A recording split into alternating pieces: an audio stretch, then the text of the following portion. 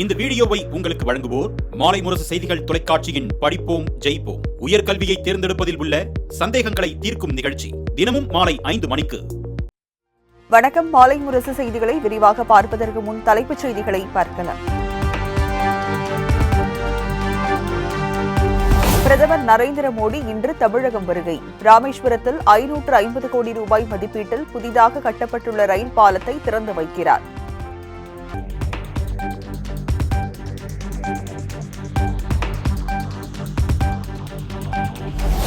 $7,750 கோடி ரூபாய் மதிப்பீட்டில் 4 வழிச்சாலை திட்டப் பணிகளுக்கு இன்று அடிக்கல் நாட்டுகிறார் பிரதமர் மோடி. ராமேஸ்வரம் தாம்பரம் ரயில் போக்குவரத்தையும் கொடியசைத்து தொடங்கி வைக்கிறார்.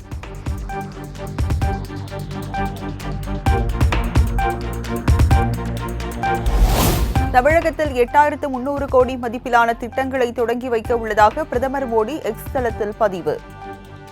ராமநவமி நாளில் தமிழக சகோதர சகோதரிகளை சந்திக்க ஆவலுடன் உள்ளதாகவும் நிகழ்ச்சி.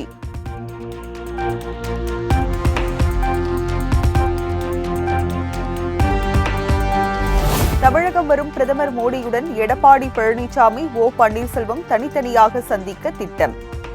அதிமுக பாஜக இடையே கூட்டணி குறித்த முக்கிய தகவல் வெளியாகலாம் என எதிர்பார்ப்பு.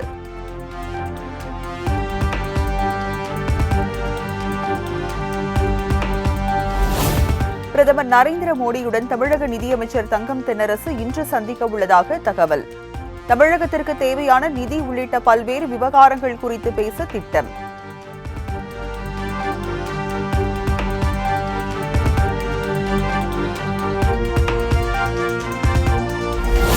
தமிழகம் முழுவதும் காங்கிரஸ் கட்சி சார்பில் இன்று கருப்பு கொடி ஆர்ப்பாட்டம். பல்வேறு நிகழ்ச்சிகளில் கலந்து கொள்வதற்காக தமிழகம் வரும் பிரதமர் மோடிக்கு எதிர்ப்பு.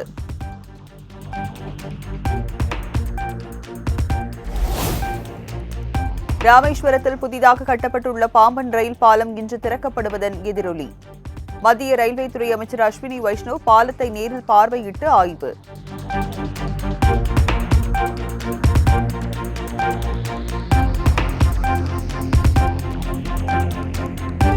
பிரதமர் மோடி வருகையொட்டி போலீசாரின் முழு கட்டுப்பாட்டிற்குள் வந்த ராமேஸ்வரம். 5 அடுக்கு பாதுகாப்பு போடப்பட்டுள்ள நிலையில் 4,000 போலீசார் குவிப்பு.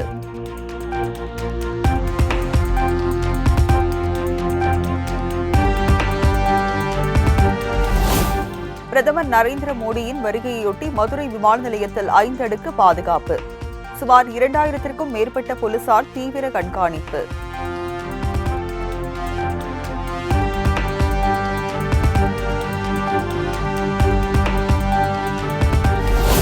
கண்ணை பறிக்கும் வகையில் மூவர்ண நிறத்தில் ஜொலிக்கும் பாம்பன் ரயில் பாலம் இன்று திறப்பு விழா காணவுள்ள நிலையில் அலங்காரம்.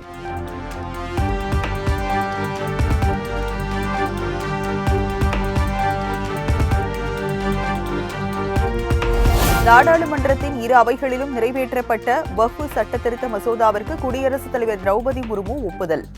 இரு அவைகளிலும் வக்ஃபு மசோதாவிற்கு ஆதரவாக எம்பிக்கள் வாக்களித்ததால் சட்டமாக நிறைவேற்றம்.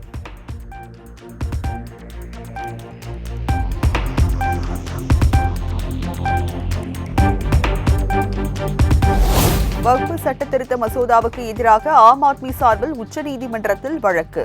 இஸ்லாமியர்களின் அடிப்படை உரிமைகளை மீறும் வகையில் மசோதா உள்ளதாக புகார்.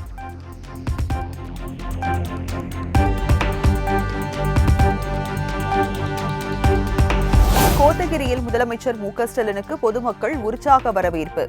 சாலையின் இருபுறமும் திரண்டு நின்று கைகளை கொடுத்தும் ரோஜா மலர்களை வழங்கியும் மகிழ்ச்சி.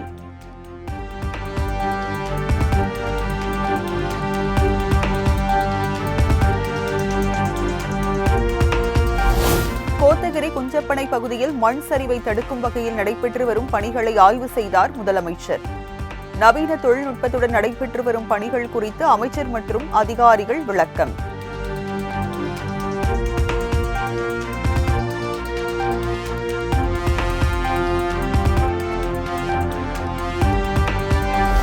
நீலகிரி மாவட்டத்தில் முதலமைச்சர் மு.க.ஸ்டாலின் இன்று 2வது நாளாக கள ஆய்வு. 727 கோடியில் புதிய பணிகளுக்கு அடிக்கல் நாட்டியும் முடிவுற்ற திட்டப் பணிகளை திறந்தும் வைக்கிறார்.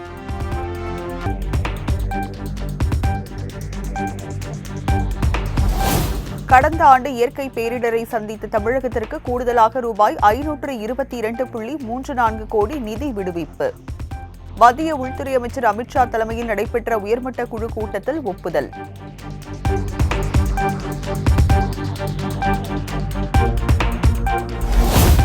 ஒரே நாடு ஒரே தேர்தலை கண்மூடித்தனமாக எதிர்க்க வேண்டாம் என மத்திய நிதியமைச்சர் நிர்மலா சீதாராமன் வேண்டுகோள். நாடாளுமன்ற சட்டமன்ற தேர்தலுக்கு மட்டுமே இந்த நடைமுறை, பஞ்சாயத்துக்கு கிடையாது எனவும் விளக்கம். 9 எலெக்ஷனுக்கு அப்புறம் தான் ஜனாதிபதி அம்மா அதை பத்தி ஆரம்பிக்கவே போறாங்க அப்படிங்கிற இந்த விவரத்தை இத்தனை கிளியரா எடுத்து வச்ச பிறகு கூட கண்மூடித்தனமா நான் எதிர்ப்பேன் அப்படின்னு சொல்றவங்கள நம்ம எல்லாரும் கொஞ்சம் பேசி இதுல இருக்கக்கூடிய விஷயத்தை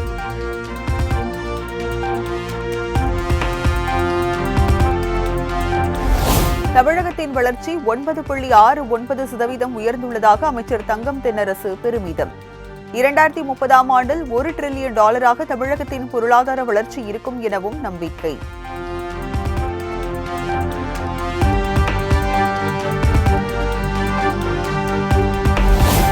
சைதை துரைசாமி பிற கட்சி தொடர்புகளை வைத்துக் கொண்டு அதிமுகவில் குழப்பத்தை ஏற்படுத்த பார்க்கிறார் என KP முனுசாமி பேட்டி. அதிமுகவுடன் எந்த தொடர்பும் இல்லாத நபர் அவர் எனவும் அதிரடி. அவர் இந்த இயக்கத்தில் எந்தவித தொடர்பும் இல்லாத ஒரு நபர் சொல்லுகின்ற பொழுது உண்மையாக உழைக்கின்ற அந்த உழைப்பாளிக்கு கடுமையான கோபம் வரும்.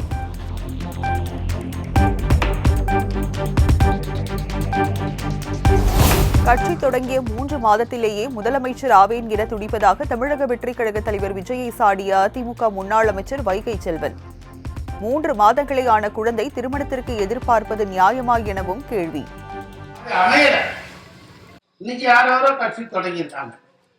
கட்சி தொடங்கி 3 மாசம் தான் ஆச்சு. முதலமைச்சர் ஆவேன். என்னப்பா, ஒரு குழந்தை பிறந்துருச்சு, 3 மாசம் தான் ஆயிருக்கு. ஜாதகத்தை கொடுத்து நல்ல பொண்ணு இருந்தா பாருங்க, சிரிப்பு வருதா வரலையாச்சான்னு சொல்லி என்னங்க மாப்பிள்ளை என்ன பண்றாருன்னா, மாப்பிள்ளை இப்பதான் 3 வயசாகி தொட்டில் இருக்க.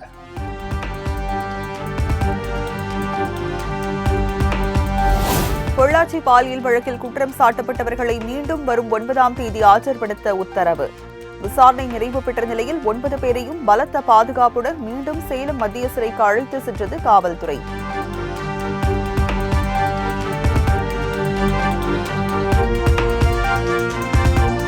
தூத்துக்குடி DSP ராமகிருஷ்ணன் உள்ளிட்ட 9 காவலர்களுக்கு ஆயுள் தண்டனை. தூத்துக்குடி தாளமுத்து நகர் காவல் நிலையத்தில் விசாரணை கைதி வின்சென்ட் 1999 மரணமடைந்த வழக்கில் பரபரப்பு தீர்ப்பு.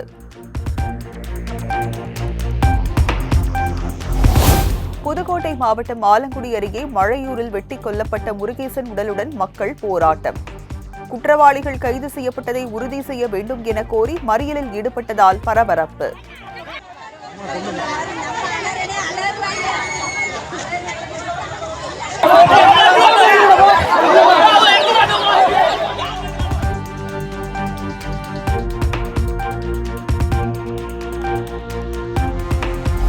ஈரோடு அருகே கணவருடன் ஏற்பட்ட தகராறில் கறிக்கடைக்கு தீ வைத்த மனைவி. 10க்கும் மேற்பட்ட கடைகளுக்கு தீ பரவியதால் பல லட்சம் ரூபாய் மதிப்பிலான பொருட்கள் தீக்கிரை.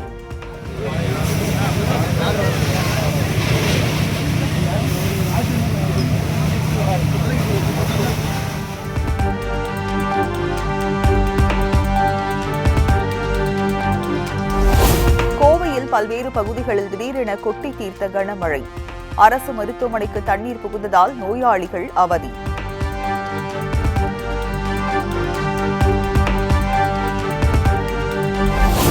தர்பூசணி பழங்களில் ரசாயனம் கலப்படம் என இணையத்தில் பரவிய வதந்தியால் விற்பனை மந்தம். கிலோ 2 ரூபாய்க்கு விற்றால் கூட வாங்க ஆள் இல்லை என விவசாயிகள் வேதனை.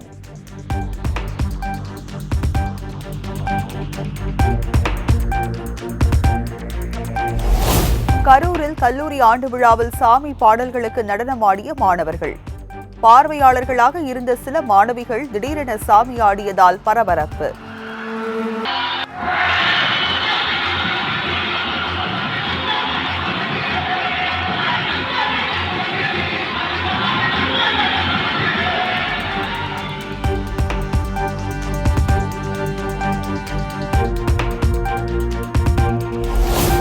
பழனி முருகன் கோயிலில் வள்ளி கும்மி மற்றும் ஒயிலாட்டம் ஆடிய பக்தர்கள்.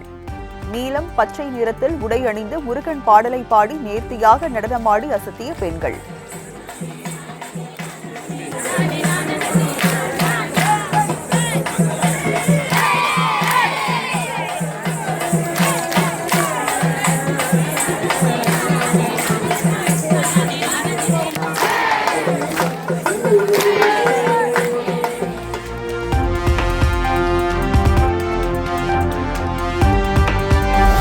தென்காசி காசி விஸ்வநாத சுவாமி கோயில் குடமுழுக்கு விழாவையொட்டி 3ஆம் கால யாகசாலை பூஜை கோலாகலம்.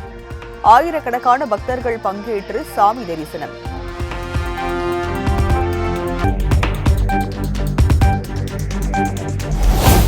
நீலகிரி, தேனி, திண்டுக்கல், தென்காசி மாவட்டங்களில் இன்று கனமழைக்கு வாய்ப்பு. கோவை மாவட்ட மலைப்பகுதிகளிலும் கனமழை பெய்யக்கூடும் என சென்னை வானிலை ஆய்வு மையம் தகவல்.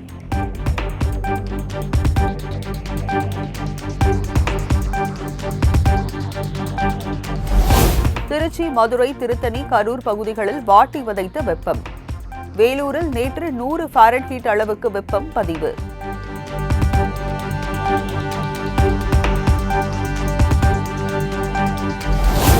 இலங்கையில் உள்ள இந்திய மீனவர்கள் மற்றும் அவர்களின் படகுகளை உடனடியாக விடுவிக்க அதிபர் அனுர திசநாயக்கவிடம் பிரதமர் மோடி வலியுறுத்தல். மீனவர் விவகாரத்தில் மனிதாபிமான அடிப்படையிலான நடவடிக்கை அவசியம் என்றும் பேச்சு.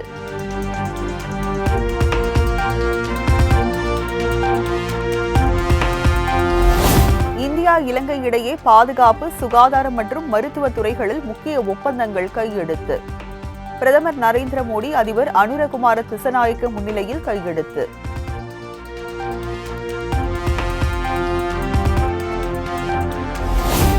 இந்திய பாதுகாப்புக்கு அச்சுறுத்தல் தரும் வகையில் எந்த ஒரு செயலும் இலங்கை மண்ணில் நடைபெறாது. பிரதமர் மோடியுடனான பேச்சுவார்த்தைக்கு பின் இலங்கை அதிபர் அனுரகுமார திசநாயக்க உறுதி.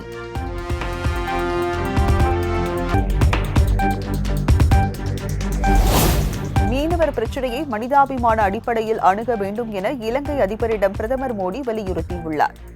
இலங்கை அதிபரிடம் பிரதமர் நடத்திய பேச்சுவார்த்தை பற்றி வெளியுறவு செயலாளர் விக்ரம் மிஸ்ரி விளக்கம்.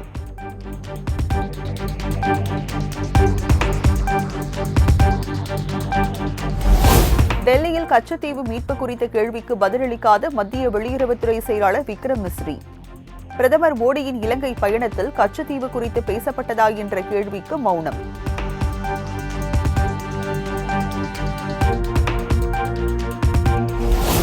ஆயுதங்களை வைத்திருக்கும் நக்சலைட்டுகளை ஆயுதங்களை கைவிடுமாறு கேட்டுக் கொள்கிறேன். சத்தீஸ்கர் மாநிலம் தண்டேவாடாவில் மத்திய உள்துறை அமைச்சர் அமித்ஷா பேச்சு.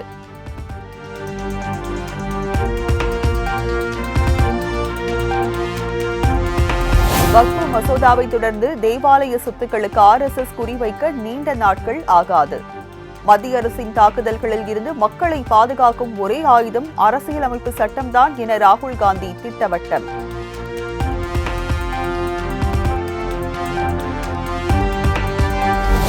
வக்ஃப் வாரியம் தொடர்பான முறைகேடுகள் காங்கிரஸ் ஆட்சி காலத்தில்தான் அரங்கேறியது. நடிகையும் பாஜக எம்பியுமான கங்கனா ரனாவத் குற்றச்சாட்டு.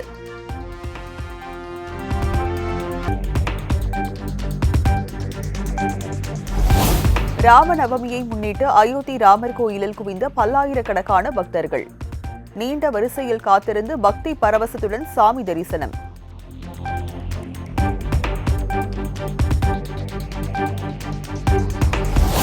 சம்பல் ஹயாத் நகர் காவல் நிலையத்தில் உயரழுத்த மின்கம்பி அறுந்து விழுந்து பயங்கர தீ விபத்து. வளாகத்தில் நிறுத்தப்பட்டிருந்த கார் உள்ளிட்ட வாகனங்கள் தீயில் எரிந்து சேதம்.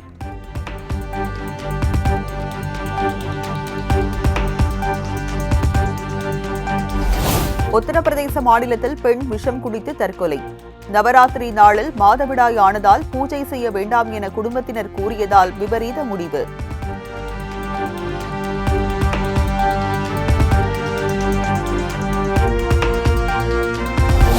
மியான்மரில் ஏற்பட்ட பயங்கர நிலநடுக்கத்தால் உயிரிழந்தோர் எண்ணிக்கை 3354 உயர்வு.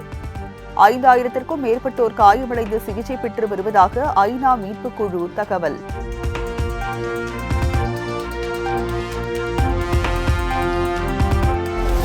மியான்மர் நாட்டில் ஏற்பட்ட நிலநடுக்கத்தில் 30 லட்சம் பேர் பாதிப்பு. உள்நாட்டுப் போரால் 2 கோடி பேர் உதவி தேவைப்படுவோராக உள்ளதாகவும் ஐநா தகவல்.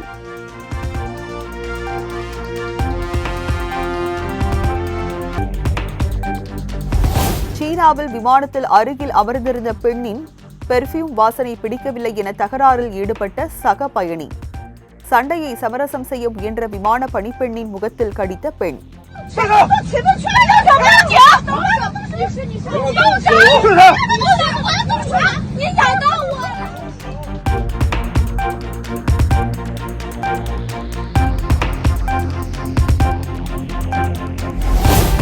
நடப்பு IPL லீக் தொடரில் மீண்டும் தோல்வியை தழுவிய சென்னை சூப்பர் கிங்ஸ் அணி. டெல்லி கேபிட்டல்ஸ் அணி 25 ரன்கள் வித்தியாசத்தில் அசத்தல் வெற்றி.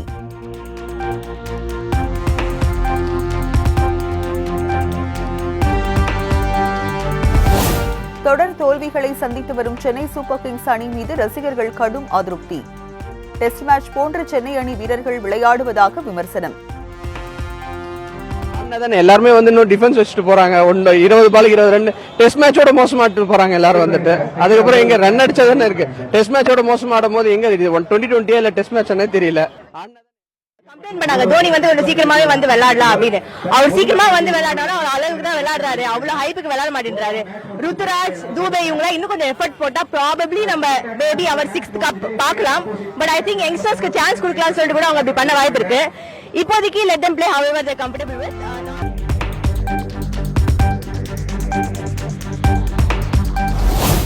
கடைசி சில போட்டிகளில் நாங்கள் நினைத்ததை போல் எதுவும் அமையவில்லை. தொடர் தோல்வி குறித்து மனம் திறந்த CSK கேப்டன் ருத்துராஜ்.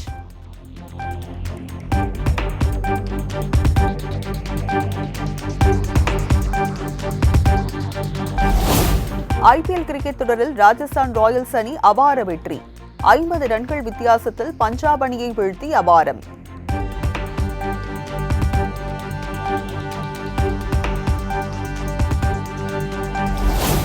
பஞ்சாப் அணிக்கு எதிரான போட்டியில் 38 ரன்களில் ஆட்டமிழந்த ராஜஸ்தான் கேப்டன் சஞ்சு சாம்சன் அவுட் ஆனதால் மைதானத்தில் பேட்டை தூக்கி போட்டு ஆவேசம்.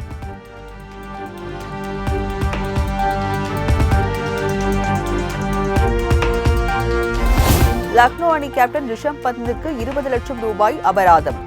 மும்பை அணிக்கு எதிரான போட்டியில் பந்து வீச அதிக நேரம் எடுத்துக் கொண்டதால் நடவடிக்கை.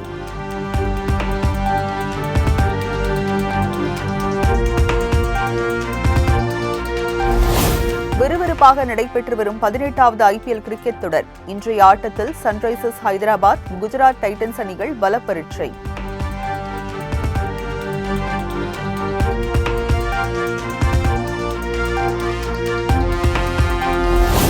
பெப்சிக்கு பதிலாக புதிய தொழிலாளர் கூட்டமைப்பை உருவாக்க தயாரிப்பாளர் சங்கம் முடிவு. பெப்சி பல்வேறு கட்டுப்பாடுகளை விதித்த நிலையில் தயாரிப்பாளர் சங்கம் முடிவு. புதிய தொழிலாளர் அமைப்பை உருவாக்குறதுங்கிறத முடிவு எடுத்திருக்கோம். செயற்குழுவில் ஏமனதாக ஒட்டுமொத்த தயாரிப்பாளர் ஆதரவுடன் இந்த முடிவை நாங்கள் எடுத்திருக்கோம். அதற்கு தமிழ்நாடு திரைப்பட தொழிலாளர்கள் கூட்டமைப்பு என்கிற பேரில் ஆரம்பிக்கிறோம்.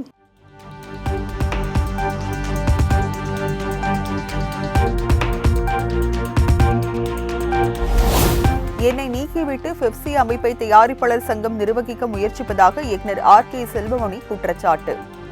எங்கள் அமைப்பை அழிக்க நினைப்பவர்களுடன் இணைந்து பயணிக்க மாட்டோம் என திட்டவட்டம். வேணான்னு முடிவு பண்ணிட்டீங்க, அப்போ மறுபடியும் எப்படி எங்களை வேலை செய்ய சொல்றீங்க? பெப்சி வேணான்னு முடிவு பண்ணிட்டீங்க, மறுபடியும் எப்படி பெப்சி வேலை செய்ய சொல்லுவீங்க? இல்லையா? நாங்கள் யார் வேணான்னு முடிவு பண்ணல. இப்போ உங்கள் சங்கம் எங்களை வேணாச்சோ, உங்கள் சங்கத்தில் உறுப்பினராக இருந்தால் நீங்கள் எங்கிட்ட ஒரு ரெக்வஸ்ட் கொடுங்க. சார், இப்போ படம் நடக்குது, எங்களுக்கு நாங்கள் பெப்சியோட வேலை செய்ய விருப்பப்படுறோம். உங்களுடைய நடைமுறையில் உள்ள அனைத்து விதிகளுக்கு ஏற்ப உங்களுடைய ஊதியத்தை வழங்க உறுதி செய்கிறோம்னா நாங்கள் நிச்சயமாக அவங்க வேலை ஒர்க்கை நிறுத்த மாட்டோம். அது போகும். இவங்க 7ஆம் தேதி வரைக்கும் நாங்கள் இப்போவும் நாங்கள் இது நடக்கக்கூடாதுன்னு நினைக்கிறோம். 7ஆம் தேதி வரைக்கும் பொறுமை காப்போம். 7ஆம் தேதிக்கு பிறகு 8ஆம் தேதி முதல் 7ஆம் தேதி ஒரு அப்ளிகேஷன் கொடுத்து அவங்க ஆரம்பித்தாங்கன்னா 8ஆம் தேதி முதல் தமிழ் திரைப்பட தயாரிப்பாளர் சங்கத்தோடு நாங்கள் இணைந்து பயணிக்க மாட்டோம். அவர்களுக்கு தொழில்நுட்பம் வழங்க மாட்டோம்.